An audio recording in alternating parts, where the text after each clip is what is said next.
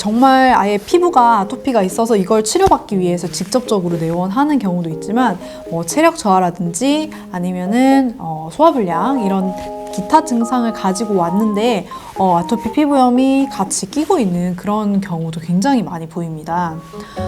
안녕하세요. 현재 서울에서 아이가 현명해지는 집 아연제 한의원을 운영하고 있는 똑똑한 언니 주지영입니다.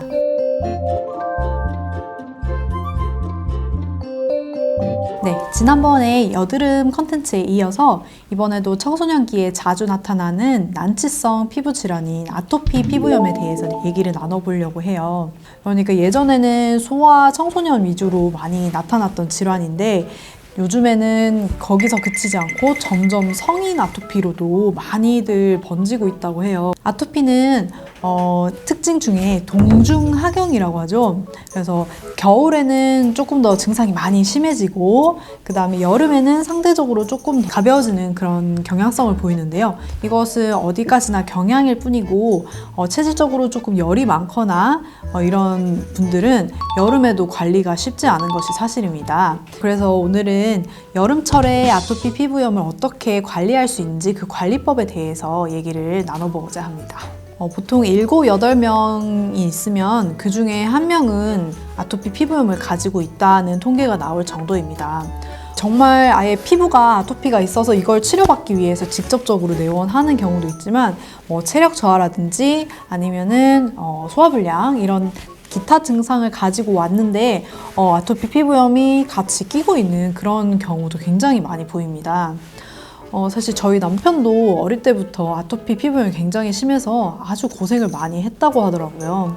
그래서 저희 남편을 닮아서 저희 아이도 아토피가 있습니다. 근데 저희 아이 증상은 처음에는 피부 증상이 아니었어요. 처음에 알러지 쪽으로 비염 증상이 더 먼저 나타났었거든요.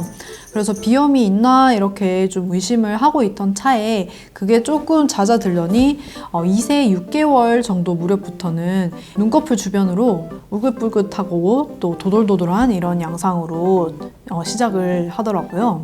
네, 이런 아토피 증상은 도대체 왜 생기는 걸까요?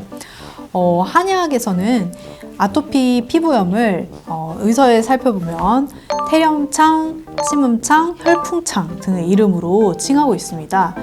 이것의 의미를 좀 더 자세히 살펴보자면은 기본적으로 유전적인 소인을 가지고 있는데 거기다가 이제 태어나서 그 이후부터 축적되는 잘못된 생활 습관이라든지 또 식이 습관 이런 것들이 같이 시너지를 일으켜서 생겨난다고 보는 것입니다. 아토피 피부염은 사실 알러지를 끼고 있는 질환이기 때문에 개인적 특성에 많이 영향을 받아서 완치라는 개념이 있기가 어렵습니다. 완치보다는 관해라는 개념으로 설명을 하는데요. 보통 아이가 아주 어렸을 때 발병한 경우에는 10명 중에 6, 7명 정도의 아이들은 3세 이전에 관해가 된다고 합니다. 하지만 심한 경우에는 이때 관해가 잘 안 되고 성인까지 점점 심해져서 이어지는 경우도 아주 많습니다. 게다가 한번 발생하면은 치료 기간이 굉장히 오래 걸리고 또 나아졌다고 생각했는데도 다시 재발하는 경우도 많기 때문에 증상이 조금 잦아들었다고 해서 완전히 안심하기는 어렵습니다. 네, 아토피의 연령대에 따른 특징을 살펴보자면 먼저 유아기에는 이렇게 접히는 부위, 굴축부와 반대되는 신전부 이런 바깥으로 튀어나온 부분들에 많이 생기고요. 처음에 얼굴부터 시작을 해서 점점 몸으로 이렇게 퍼져나가는 양상을 보입니다.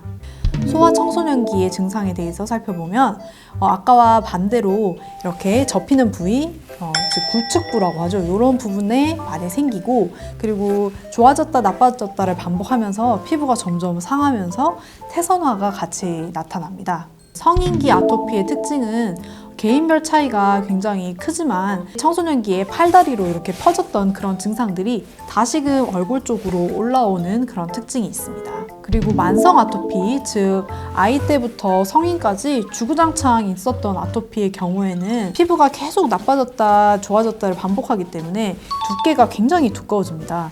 그리고 이런 태선화 자체가 굉장히 지속적으로 반복이 되면서 사이에 주름도 굉장히 깊어지고요. 그리고 안 좋은 부위에 착색이 진행되는 색소 침착도 아주 많이 있습니다.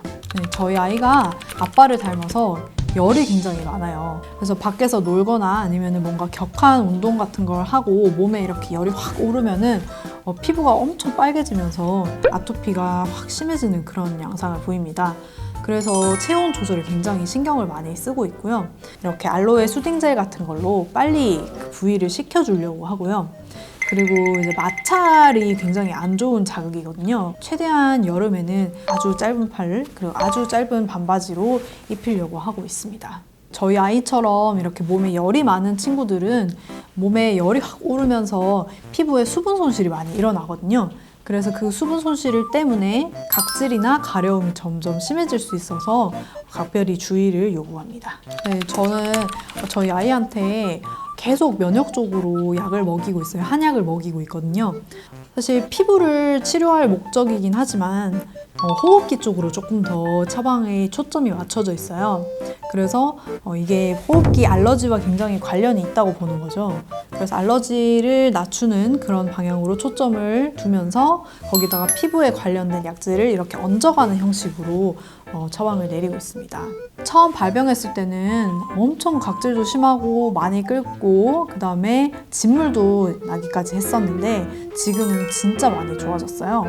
그리고 소염과 진정작용, 보습작용이 있는 한방 외용제를 거의 안 좋은 부위에다가 말 그대로 떡칠을 했었어요. 근데 떡칠만 하면은 그게 흡수가 잘 안 되거든요. 안 좋은 피부는 그런 외용제를 흡수하는 능력도 많이 떨어지기 때문에 이거를 잘 스며들게 하기 위해서 밀폐요법이라는 거를 같이 시행을 해요.